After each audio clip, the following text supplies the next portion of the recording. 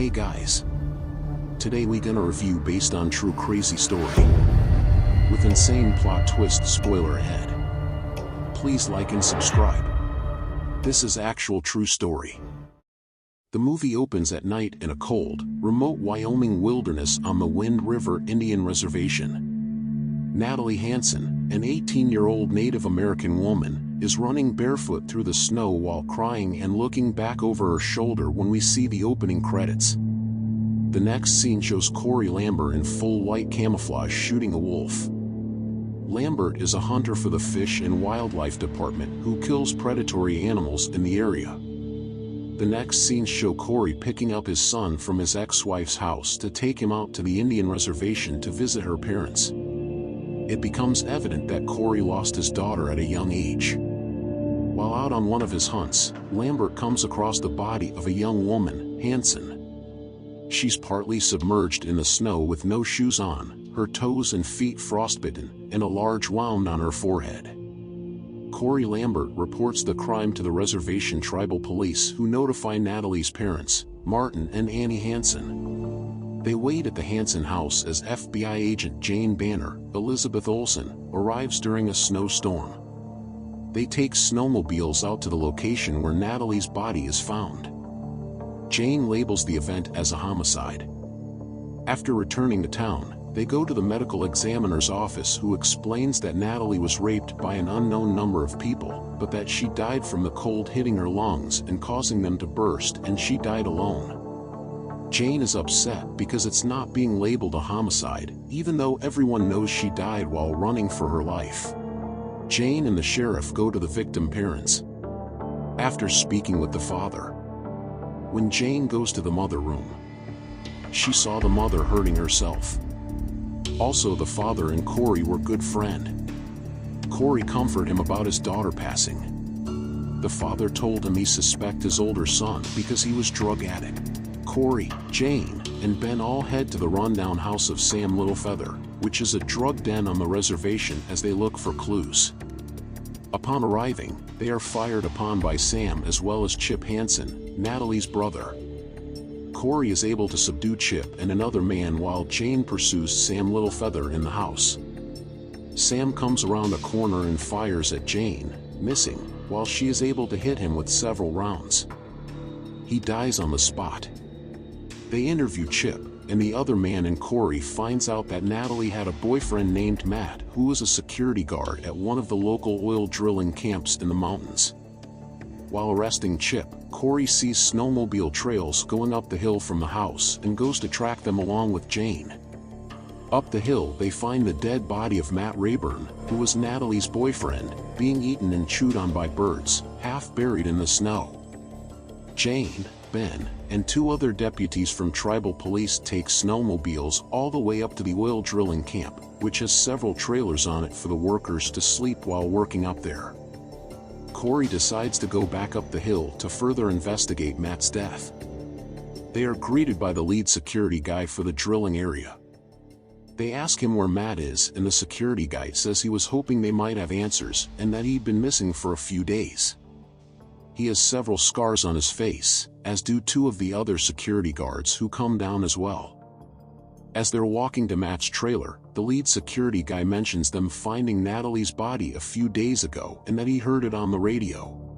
As they get close to Matt's trailer, one of the Indian deputies notices that the other guards have their guns out and are flanking him and the group. He gets concerned, and everyone draws their weapons, and a standoff occurs. Jane's FBI rank outranks the other officers, and she takes control of the situation, getting everyone to calm down. They walk to the trailer and Jane turns the door handle, and it's locked. So she knocks. At this point, a flashback starts as Matt crawls out of bed and answers the door to find out that it's Natalie knocking. They kiss and hug, and then the scene fast forwards to them post-coital relations, talking about where they want to run away to. As they talk, you can hear Matt's coworkers pulling up to the trailer. Natalie shuts the curtain as the men enter, intoxicated and loud. Pete, who is the drunkest of the group, opens the curtain and starts teasing Matt and Natalie, asking them what they've been up to. He finally tries to see under the covers, and Matt jumps out of bed to hit him and push him back. The rest of the guys grab Matt after he gets a few punches in on Pete. Natalie jumps on top of them, and she is thrown on the bed after being hit hard in the head, knocking her out. She falls onto the bed on her stomach and Pete proceeds to rape Natalie. She awakes as Pete is raping her and Matt frees himself from the other guys and starts to hit Pete. The whole group again goes after Matt, beating him, while Natalie is able to escape and start running away. It's clear that this is when she starts running for her life, which eventually leads to her death. The flashback sequence ends with Jane knocking on the door screaming FBI. Ben tells Jane to get away from the door, and at that point a loud explosion comes through the door, buckshot from a shotgun striking Jane in the chest and knocking her far back off the steps of the trailer. At this point, the gunfire starts, with the security guys all trying to shoot the members of the tribal police. Jane is alive because of her bulletproof vest but injured from the impact. The security guys manage to kill Ben and the other Indian tribe officers, even though they are wounded as well. Jane is trying to reload her gun when the lead security guard takes it away from her. It's at this point that a bullet comes flying through his body out of nowhere to kill him. The other guards are looking around but can't find where the gunner is at. They both proceed to get killed by the mystery gunman who turns out to be Cory. Cory shoots into the trailer hoping to get the men who shot Jane from inside, one of whom is Pete, who raped Natalie in the flashback. Escapes out the back and runs into the hills. Cory comes over and attends to Jane and helps her with her injuries. He then proceeds to head up the hill and try and chase Pete. Pete is running and confused and looking for Cory as he can hear someone. He turns around, and Cory nails him in the face with the butt of his rifle. Pete wakes up to find he's been taken up to the top of the mountain and that his boots have been removed and his toes are getting frostbite already. Cory pushes Pete and gets him to confess to raping Natalie and killing Matt. Cory tells him he's free to go since he confessed, but first he tells Pete that Natalie ran 6 miles in the snow barefoot, and that he didn't think Pete would make it 600 feet. Cory tells him to run, and Pete starts to run, making it just a few dozen steps before the cold freezes up his lungs, just as it had done to Natalie's. The final scenes show Cory in the hospital talking to Jane, and the scene ends with Jane crying over all that they had been through.